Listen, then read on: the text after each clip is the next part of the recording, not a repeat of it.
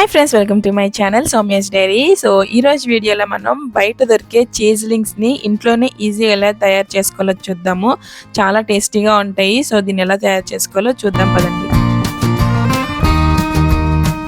ముందుగా ఒక గిన్నె తీసుకుని దాంట్లోకి 1 కప్పు మైదా, అలానే ఒక 1/2 కప్పు గోధుమ పిండి, ఒక 1/2 స్పూన్ సాల్ట్, అలానే 1/2 స్పూన్ బేకింగ్ సోడా, అలానే 2 స్పూన్లు వచ్చేసి బటర్ వేసుకోవాలి. బటర్ అనేది కొంచెం మనకి గట్టిగా ఉండాలి.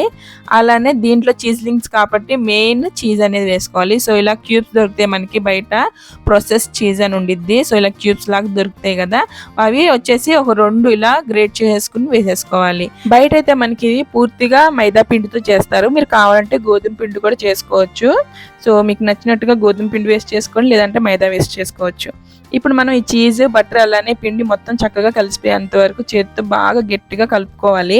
ఇలా వన్స్ కలుపుకున్నాక మనం ఇప్పుడు దీంట్లోకి కొంచెం పాలు వేసుకోవాలి. పాలు వచ్చేసి మనకి పిండిని పట్టి వేసుకోవాలి. సో కొంచెం కొంచెంగా వేసుకుంటూ కలుపుకోవాలి. పిండి అనేది కొంచెం గట్టిగా ఉండాలన్నమాట. సో నేను తీసుకున్న పాలు వచ్చేసి 1/4 కప్ పట్టినాయి నాకు పాలైతే.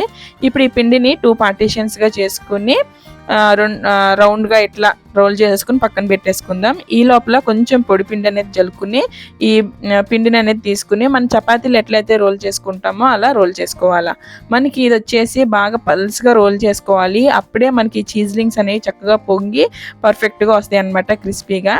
ఇప్పుడు సైడ్స్న మనకు అనీవెన్గా ఉన్న పార్ట్ని అంతా తీసేసుకుని ఇలా మనం చాక్తో కానీ లేదంటే ఇలా పిజ్జా కట్టర్తో కానీ ఇలా మనం స్లైస్ చేసుకోవాలన్నమాట.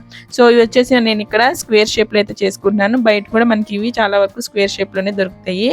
సో ఇలా చేసుకున్న తర్వాత వీటిని చూడండి, థిక్నెస్ ఇలా ఉండాలన్నమాట.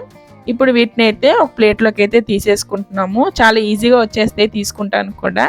సో ఇలా అయితే అన్నిటిని చేసేసుకున్నాను. ఈ లోపల స్టవ్ ఆన్ చేసుకుని బాండీలోకి డీప్ ఫ్రైకి సరిపడా ఆయిల్ వేసుకుని, ఆయిల్ అనేది మనకి బాగా వేడిగా ఉండాలి. అప్పుడే మనకి ఈ చీజ్లింగ్స్ అనేవి చక్కగా పొంగుతాయి అన్నమాట.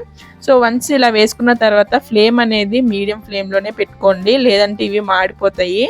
సో ఇవి వచ్చేసి మనకి గోల్డెన్ బ్రౌన్ కలర్లోకి, అంటే కొంచెం గోల్డెన్ కలర్లోకి వచ్చేంత వరకు వేయించుకుంటే సరిపోయిద్ది. సో చూస్తున్నారు కదా, ఈ కలర్లోకి వచ్చేంత వరకు వీటిని వేయించుకోవాలి.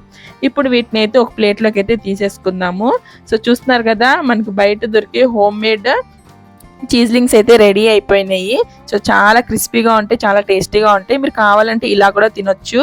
సో ఇవైతే నేను ఇక్కడ కొంచెం స్పైసీగా చేసుకుంటానికి అయితే నేను ఇక్కడ కొంచెం చీజ్లింగ్స్ అనేది ఒక గిన్నెలోకి తీసుకుని దాంట్లోకి 2 స్పూన్స్ నెయ్యి, ఉప్పు, కారం, అలానే చాట్ మసాలా వేసుకుని మిక్స్ చేసుకోవాలి. ఇవైతే చాలా టేస్టీగా ఉన్నాయి, నార్మల్ వాటికన్నా ఇవైతే చాలా టేస్టీగా ఉన్నాయి. సో ఇవన్నమాట హోమ్ మేడ్ చీజ్లింగ్స్. మీకు కూడా ఈ రెసిపీ నచ్చింది అనుకుంటున్నాను. నచ్చితే మాత్రం ఖచ్చితంగా లైక్ చేయండి, షేర్ చేయండి, సబ్స్క్రైబ్ చేసుకోండి. బాయ్.